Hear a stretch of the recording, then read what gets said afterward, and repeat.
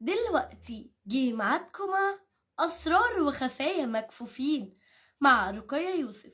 يا مساء الخير والهنا والرضا والسعادة والفرحة وكل حاجة حلوة عليكم. عاملين ايه الأخبار؟ يا رب تكونوا كويسين وبخير بصحة تمام.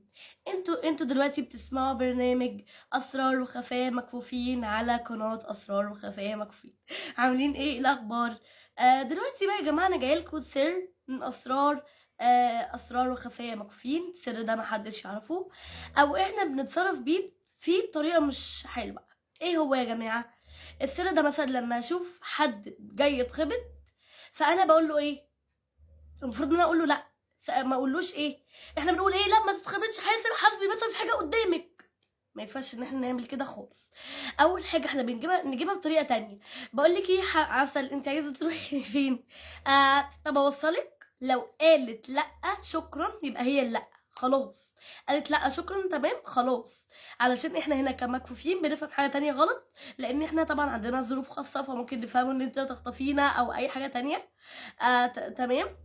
يعني زي مثلا واحده حكيت لي موقف، قالت لي ان هي كانت في المترو، فلقيت بنوته عندها ظروف خاصه وكده يعني كفيفه، فقالت لها من غير ما تقول حاجه يعني راحت على طول راحت جايه شداه ومشي بيها. فطبعا البنت اتخضت، فراح جايه بعدت نفسها عنها وقالت لها طبعا هي خايفه. هي اصلا اول حاجه هي ما تعرفش انت بنت ولا ولد، ففكره ان انا اشد حد وامشي بيه ده مش حلوه.